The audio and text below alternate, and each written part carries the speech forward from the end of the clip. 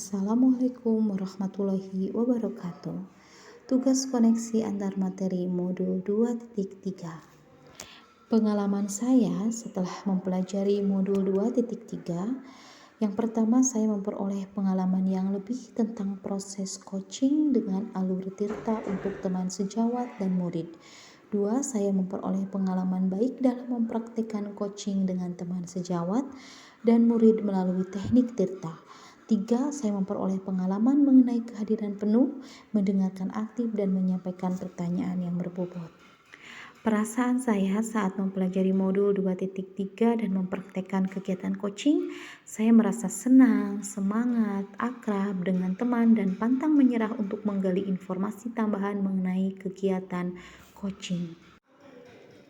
Hal-hal yang sudah baik dalam diri saya sudah mampu memahami materi coaching dengan cukup baik, saya memahami alur tirta dengan baik, saya memahami kompetensi inti dan kegiatan coaching, saya sudah baik dalam mempraktikkan coaching dengan teman sejawat.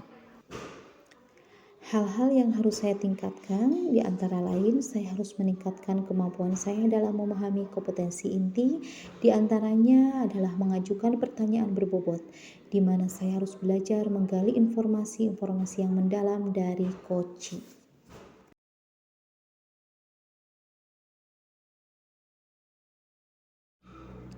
Lalu muncul pertanyaan, jika di dalam kegiatan coaching kita sebagai coach dan coach kita menyampaikan informasi yang berbelit-belit, panjang dan tidak nyambung, apabila dikaitkan dengan kompetensi mendengarkan aktif dan kehadiran penuh, apakah kita bisa memotong dan mengambil sedikit peran? Berdasarkan materi yang saya peroleh, apabila coach kita sebagai coach, kita harus tetap fokus dalam 3 kompetensi inti: kehadiran penuh, mendengarkan aktif, dan menanyakan pertanyaan berbobot. Apabila coach kita bertele-tele, panjang, dan tidak nyambung, kita sebagai coach harus tetap berfokus kepada 3 kompetensi inti. Namun kita harus pandai bertanya dengan pertanyaan berbobot dan mengarahkan coach kita agar tetap fokus kepada masalah. Hal-hal yang menjadi tantangan di konteks lingkungan saya adalah, yang pertama, tidak semua teman sejawat bisa terbuka dengan permasalahan yang mereka miliki. Yang kedua, teman sejawat tidak memahami proses coaching. Dan yang ketiga, tidak semua dapat membedakan antara coaching, konseling, dan mentoring. Alternatif atau solusi dari permasalahan saya adalah: 1. Menebarkan pemahaman tentang coaching. 2. Menumbuhkan empati kepada rekan sejawat agar rekan sejawat mampu membuka dirinya secara aktif kepada kita sehingga proses coaching bisa dilakukan dengan baik. Pengalaman saya pada masa lalu terkait dengan kegiatan coaching, saya pernah melakukan kegiatan konsultasi dengan teman sejawat.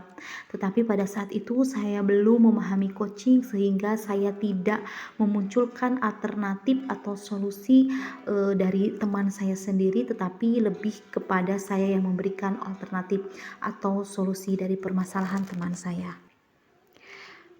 Lantas, apa sih penerapan kedepannya yang akan saya lakukan?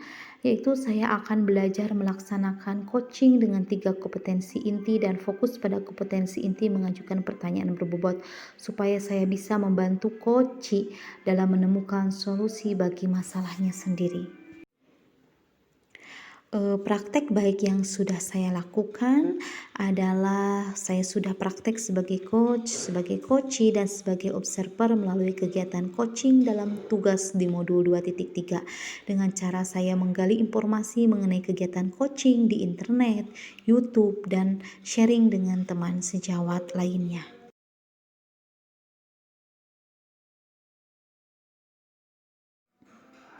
Terima kasih teman-teman, semoga tugas ini bermanfaat bagi kita semua.